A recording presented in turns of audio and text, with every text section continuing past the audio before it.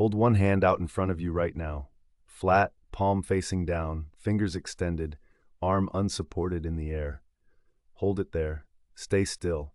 Look at it for 10 full seconds without gripping anything, without resting it on a surface, without bracing it against your body, just suspend it in the air exactly as it is.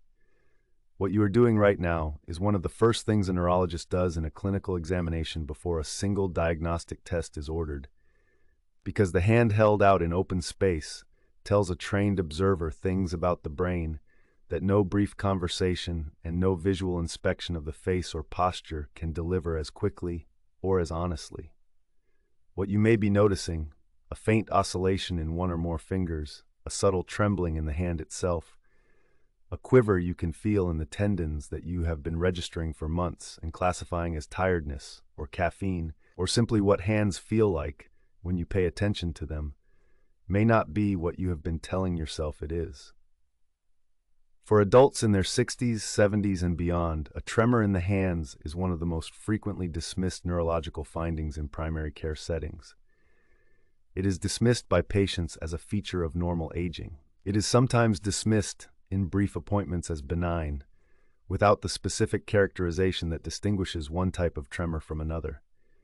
And the consequence of that dismissal, repeated across months, across years, across a period during which several of the conditions that produce hand tremor are progressing through stages where intervention is most effective, is a gap in neurological awareness that belongs closed. There are 4 distinct patterns of hand tremor that neurologists are trained to differentiate, each arising from a different location and mechanism within the nervous system, each associated with a different set of underlying conditions, and each carrying a different level of clinical urgency. Understanding which pattern your hands are producing is not something that requires medical training. It requires knowing what to look for. And that is exactly what you are about to have. The reason hands reveal anything meaningful about the brain at all begins with a physiological fact that most people never learn despite being inside a body governed by it every hour of every day. Every voluntary and involuntary movement your hands make is the downstream product of a continuous conversation between multiple regions of the brain, executed through descending motor pathways that run from the cortex through the brainstem and spinal cord before reaching the peripheral nerves that activate the muscles of the forearm and hand. At every level of that pathway, in the motor cortex, in the basal ganglia that regulate movement smoothness and initiation, in the cerebellum that coordinates timing and spatial precision, and in the thalamus that filters and refines motor signals before they reach the muscles, disruption produces a characteristic movement abnormality. A tremor is not simply weakness. It is not fatigue. It is not a muscle problem in the hand itself. It is a neurological signal, a specific oscillatory pattern arising from a specific point of dysfunction in that pathway. And because the hand is at the absolute end of that pathway, it expresses the signal from wherever the disruption originates with a fidelity that makes it visible and classifiable to a trained examiner. Dr. Joseph Jankovic, professor of neurology and director of the Parkinson's Disease Center and Movement Disorders Clinic at Baylor College of Medicine, one of the most extensively published movement disorder specialists in the world, whose work appears in journals including Neurology, JAMA Neurology, and The Lancet, has written that the phenomenology of tremor, its timing, its rhythm, its position dependence, its bilateral or unilateral distribution, contains diagnostic information that is systematically underutilized in the clinical encounters older adults most commonly have access to. For adults over 60, whose neurological reserve has narrowed in ways that accelerate the visibility of underlying pathology and slow the brain's capacity to compensate for it, the specific character of a hand tremor is not a cosmetic complaint or a comfort issue. It is a neurological fingerprint pointing toward a source, and 4 specific patterns are the ones that matter most in this decade of life. The first pattern is the most prevalent neurological movement disorder in the world, affecting an estimated 10 million Americans, and it is the one most consistently misidentified by patients as normal aging, anxiety, or excessive caffeine, a misidentification that allows years to pass before evaluation occurs. Essential tremor is characterized by an action tremor. It appears or worsens when the hand is actively being used or held in a sustained position against gravity, and it diminishes or disappears entirely when the hand is fully at rest on a surface. This is the tremor that makes holding a cup of coffee difficult, that makes signatures increasingly unsteady, that makes threading a needle or pouring from a full container progressively unreliable, and crucially, that becomes less visible or absent when the hand simply rests in the lap without effort. Essential tremor most commonly affects both hands, though it often begins more noticeably on one side, and it frequently involves the head and voice in ways that may appear years before or alongside the hand involvement. The mechanism involves abnormal oscillatory activity in a circuit connecting the cerebellum, the thalamus, and the motor cortex, a rhythm-generating loop that becomes overactive and drives the muscles into repetitive rhythmic contraction at a frequency typically between 4 and 12 Hz. A study published in Neurology found that essential tremor is associated not merely with motor dysfunction, but in a substantial proportion of patients over 60, with mild cognitive changes and an elevated risk of progression to more significant neurological conditions in the years following diagnosis. The clinical urgency of essential tremor is not that it is immediately life-threatening, it is not, but that its slow progression erodes independence in ways that accumulate invisibly. The driving that becomes unsafe, the cooking that becomes hazardous, the social withdrawal that develops because the hands have become a source of self-consciousness rather than capability. Effective treatments, including propranolol, the beta blocker prescribed under the brand name Inderal, primidone, and for severe cases, deep brain stimulation, exist and are most effective when applied early in the course, rather than after a decade of uninterrupted progression. If the tremor in your hands is present primarily when you are using them and resolves when you place them in your lap and rest them completely, you are looking at the pattern that demands a neurology referral, not reassurance. The second pattern is the one that produces the most fear when people encounter the word associated with it, and that fear is in many cases the reason people delay bringing the finding to a physician, because not knowing carries a temporary comfort that knowing removes, and the trade is one that the nervous system will not accept indefinitely, regardless of what the conscious mind prefers. A Parkinsonian tremor is characterized by the exact opposite timing profile of essential tremor. It is a resting tremor, present when the hand is fully relaxed and unsupported in the lap, and it diminishes or disappears when the hand is actively used or deliberately moved. This is the physiological inverse of essential tremor, and that inversion is not arbitrary. It reflects the different neurological mechanism. Parkinson's disease involves the progressive degeneration of dopamine-producing neurons in the substantia nigra, a structure in the midbrain whose dopamine output is critical for the smooth inhibition of unwanted movement. As dopamine production falls, the basal ganglia lose their regulatory inhibition, and a tremor emerges in the resting state, typically beginning unilaterally in one hand at a frequency between 3 and 6 Hz, often with a characteristic quality that neurologists describe as pill rolling. A repetitive rhythmic motion of the thumb against the first two fingers, resembling the manual rolling of a small object. Dr. Michael Okun, professor and chair of neurology at the University of Florida and national medical director of the Parkinson's Foundation, whose work has appeared in the New England Journal of Medicine and JAMA, has documented that the average interval between the onset of Parkinsonian motor symptoms and their first formal neurological evaluation is more than a year in most patients, a gap during which neurodegeneration continues without the neuroprotective and symptomatic interventions that early diagnosis makes available.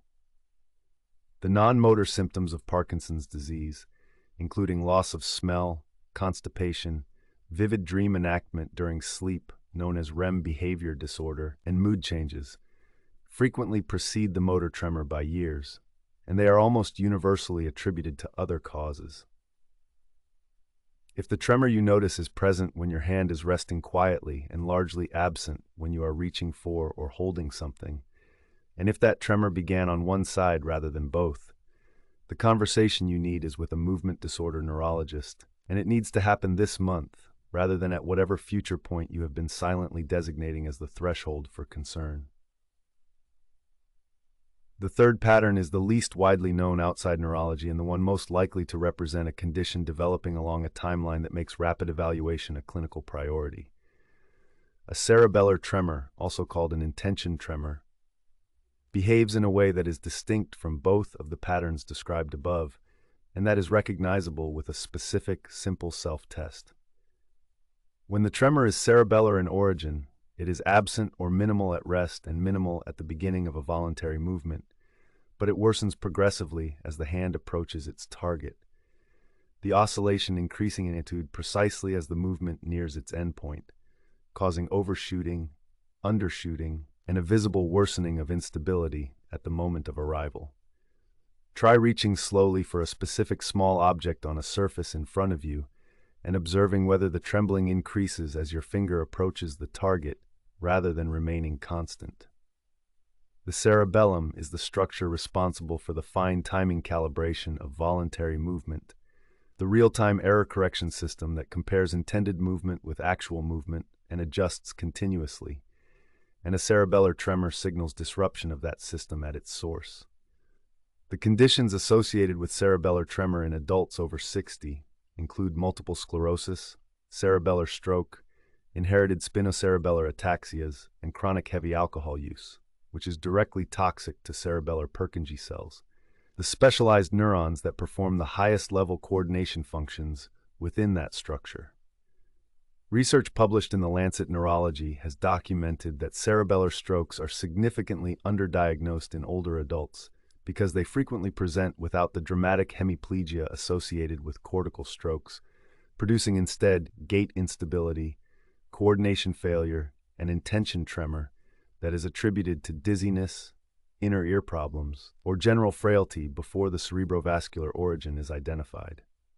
If the tremor in your hands is most pronounced at the exact moment you arrive at what you are reaching for, if cups spill most at the point of arrival rather than in transit, if your finger drifts and corrects as it approaches a target, the neurological structure that finding implicates requires urgent imaging, not observation across another several months.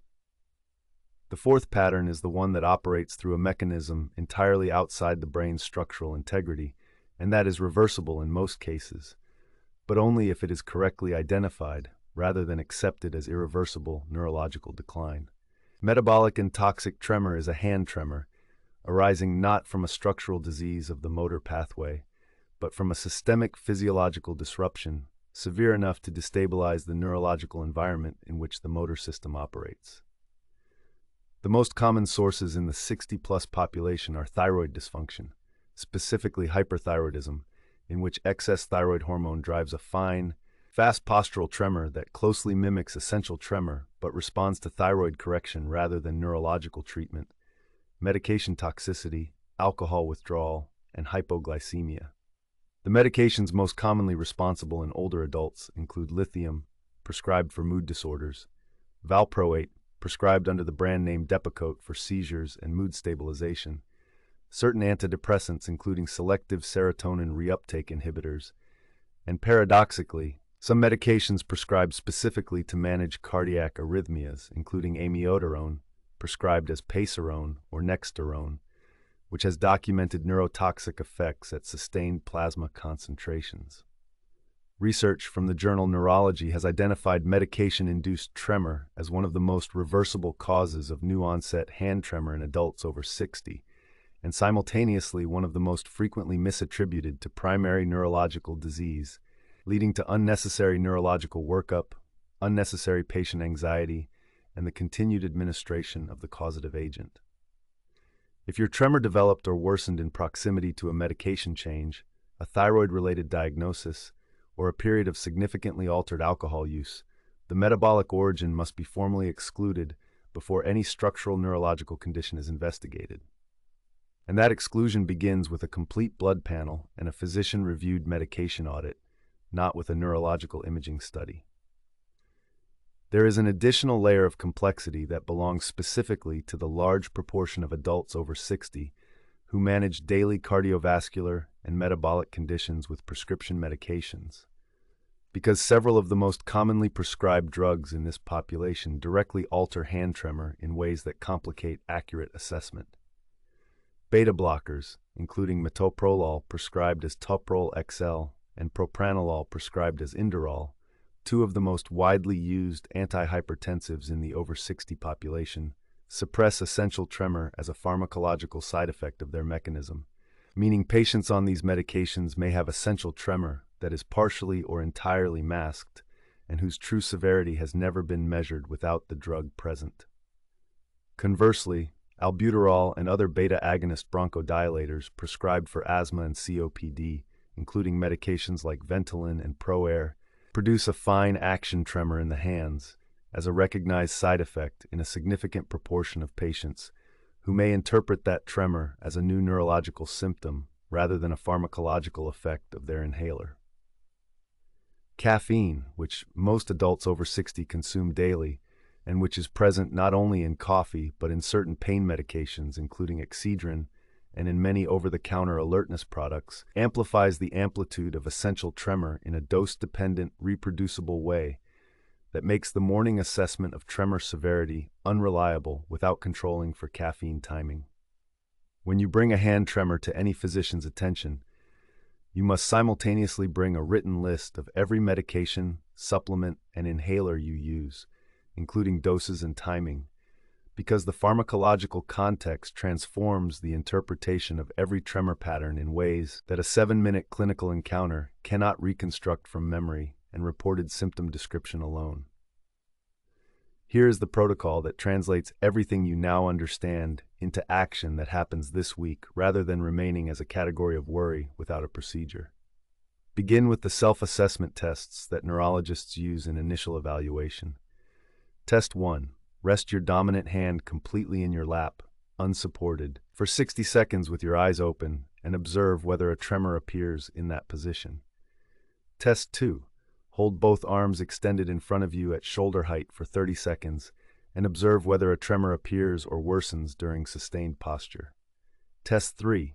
Reach slowly for a specific small target, a pen, a coin, a button, and observe whether the trembling increases as your finger approaches the object or remains constant throughout the movement. Test 4. Write your name and draw a simple spiral on a piece of paper and photograph both. These 4 observations, rest tremor, postural tremor, intention tremor pattern, and the written output test, constitute the basic phenomenological characterization that a neurologist needs as a starting point, and producing them in documented form before your appointment will compress the diagnostic process significantly. If you identify a resting tremor that is present in the lap and diminishes with use, contact your physician this week and request a neurology referral using the words resting tremor and Parkinson's disease explicitly, because those specific words determine the urgency with which your referral is processed. If you identify a tremor that worsens as your hand approaches its target, request neurological evaluation and ask specifically whether cerebellar imaging has been considered, because that question may prompt an investigation that a general appointment would not automatically include. If your tremor is primarily an action tremor present with use and sustained posture, bring your written tremor diary and medication list and request a thyroid function panel and medication review before any neurological diagnosis is attributed. And if a medication change preceded your tremor's onset or worsening, write down the name of the medication, the dose, and the approximate date the tremor began or changed, because that timeline is the most valuable diagnostic document you can bring into any medical conversation about your hands. Your hands have been broadcasting a signal from your nervous system that your brain generated and your body delivered faithfully to the surface where it could be seen. What was missing was the knowledge to read what that signal means. You have that knowledge now. The only remaining question is how quickly you act on it.